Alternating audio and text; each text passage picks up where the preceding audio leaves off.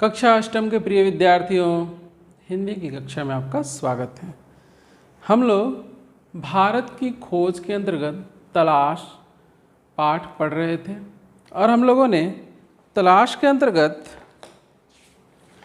भारत के अतीत की झांकी पढ़ी थी। आज हम लोग पढ़ेंगे भारत की शक्ति और सीमा।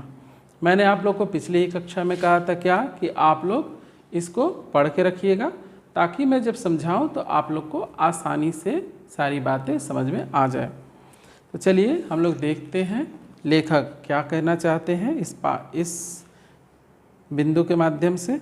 इसके अंतर्गत वो क्या कहना चाहते हैं, भारत की शक्ति के स्रोतों की, उसकी शक्ति का स्रोत क्या है और उसके पतन और नाश, उसके विनाश के कारणों की खोज लंबी और उलझी हुई है। मतलब उसके शक्ति के स्रोत क्या हैं, उसका पतन कैसे हुआ, ये सारी चीज़ें अगर खोज की जाए तो वह लंबी और उलझी हुई है। पर उसके पतन के हाल के कारण पर्याप्त स्पष्ट हैं। कैसे? भारत तकनीक की दौड़ में पिछड़ गया और यूरोप जो तमाम बातों में एक ज़माने में पिछड़ा हुआ था, हमसे बहुत पिछड़ा हुआ था, तकनीकी प्रगति के मामले में आगे निकल गया। अर्थात उसने सबसे पहले तकनीक का प्रयोग किया और उसने इस तरह से तकनीक का प्रयोग किया कि वह पूरी दुनिया पर हावी हो गया और हम भारतीय तकनीक के मामले में पिछड़ गए। इस तकनीकी विकास के पीछे विज्ञान की चेतना थी तथा हौसले से भरपूर जीवनी शक्ति और मानसिकता थी। इसके बिना हम विकास नहीं कर सकते। हमारे भीतर हौसला चाहिए, जुनून चाहिए, वह शक्ति होनी चाहिए, तभी हमारा विकास हो सकता है। नई तकनीक ने पश्चिमी यूरोप के देशों को सैन्य बल दिया, अर्थात सैनिक बल दे दिया और उसके लिए अपना विस्तार करके पूरब पर अधिकार करना आसान हो गया। हम लोग कहते हैं कि यूरोप वाले पश्चिमी सभ्यता वाले हैं और हम लोग पूरब वाले हैं। तो पूरब पर अर्थात एशिया पर उनका अधिकार जमाना आसान हो गया। यह केवल भारत ही नहीं बल्कि लगभग सारे एशिया की कहानी, अर्थात एशिया के भीतर जितने भी देश आते हैं सब पर उनका एकाधिकार हो गया, सभी उनके अधीन हो गए। क्यों? तकनीकी विकास के कारण, उसके कारण उनकी सैन्य बल में वृद्धि हुई और हम लोग पिछड़ गए। ऐसा क्यों हुआ? इस गुत्थी को सुलझाना ज़्यादा मुश्किल है क्योंकि पुराने समय में तो भारत में मानसिक सजगता और तकनीकी कौशल की कमी थी नहीं, किंतु बाद की सदियों में उत्तरोत्तर गिरावट का आभास होने लगता है। अर्थात अगर हम एकदम प्राचीन भारत को देखते हैं तो वहाँ तकनीकी विकास था, अर्थात हम लोग तकनीक का प्रयोग करते थे, किंतु धीरे धीरे उत्तरोत्तर उसमें पतन होता गया और हम पिछड़ते चले गए, गिरावट आती चली गई। जीवन की लालसा और उद्यम में कमी आती गई, अर्थात जीवन के प्रति हमारा मोह बढ़ता गया और हम उद्यम से दूर होते चले गए, परिश्रम से दूर होते चले गए। क्षीण होती रचनात्मक प्रवृत्ति की जगह अनुकरण की प्रवृत्ति लेती गई। जब तक हमारे भीतर स्वयं की रचनात्मक शक्ति नहीं होगी, अर्थात हम अपनी बुद्धि से नहीं सोचेंगे, केवल दूसरों का अनुकरण करेंगे, तो ये वही हुआ नकल करना। नकल करके कोई आगे नहीं बढ़ सकता। हम नई सोच से, नई विचारधारा से ही अपने आप को आगे बढ़ा सकते हैं, किसी दूसरे की नकल करके नहीं। यही हुआ कि लोग दूसरों का अनुकरण करने लगे और अपनी रचनात्मक प्रवृत्ति से हमारी सभ्यता, हमारी जो भारतीय संस्कृति थी वह पीछे हटती गई।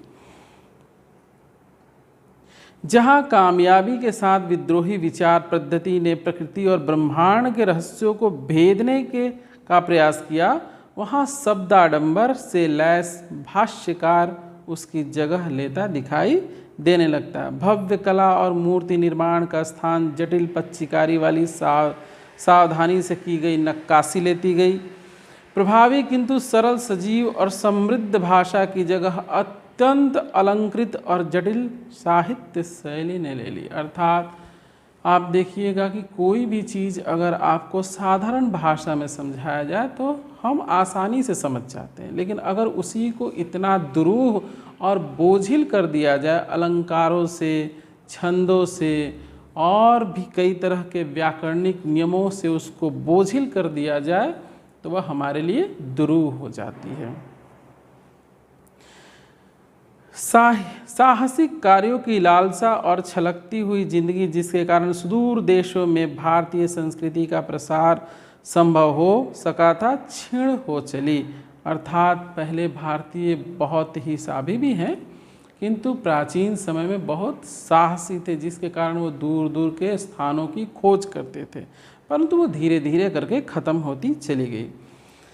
उसके स्थान पर महासागरों को पार करने पर रोक लगाने वाली संकीर्ण रूढ़िवादिता ने जन्म ले लिया। कहा जाता है कि समुद्र को नहीं लांघना चाहिए। इस सोच के कारण हम आगे नहीं बढ़ सके, कई स्थानों पर नहीं जा सके। आज हमने उस रूढ़िवादी सोच को ख़त्म कर दिया है, हम अब उसको नहीं मानते, लेकिन एक समय था जब ऐसा माना जाता था, जिसके कारण कई साहसिक कार्य हमारे रुक गए, हम खोज करने से वंचित हो गए। जांच पड़ताल की विवेकपूर्ण चेतना लुप्त होती चली गई और अतीत की अंधी मूर्ति पूजा ने उसकी जगह ले ली। अतीत के विकट भार ने उसे कुचल कर रख दिया और वह एक तरह से मूर्छा से ग्रस्त हो गई।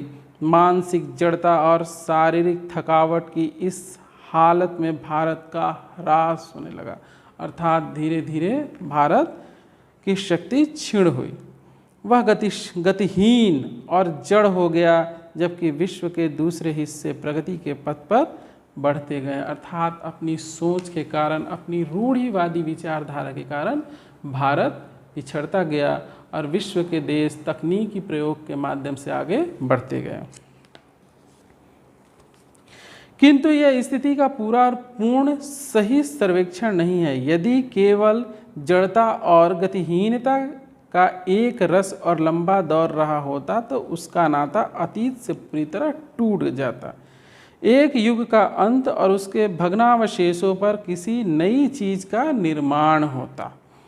इस तरह का क्रमभंग नहीं हुआ और भारत में भी निरंतरता बनी रही। अर्थात कुछ था जो निरंतर बना रहा।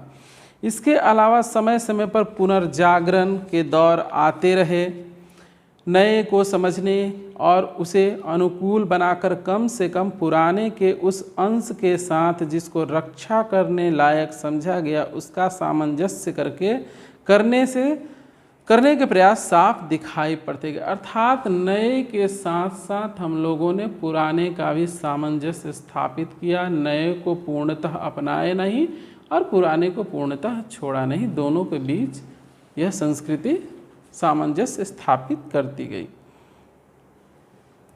अक्सर पुराने न केवल बाहरी ढांचा प्रतीक के रूप में बचा रहा और उसकी अंतर वस्तु बदल गई। ऐसी लालसा जो लोगों को उस लक्ष्य की ओर खींचती है जो पूरी तरह सिद्ध नहीं किया जा सका हो, और साथ ही प्राचीन और नवीन के बीच सामंजस्य स्थापित करने की इच्छा बराबर बनी रहती है।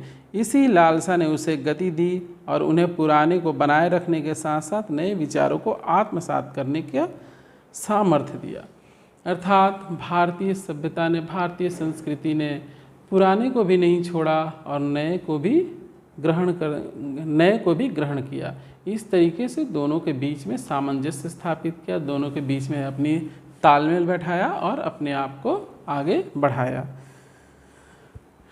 तो इस पाठ में इतना ही। अगली बार हम लोग जब कक्षा में, तो इस पाठ में इतना ही। आज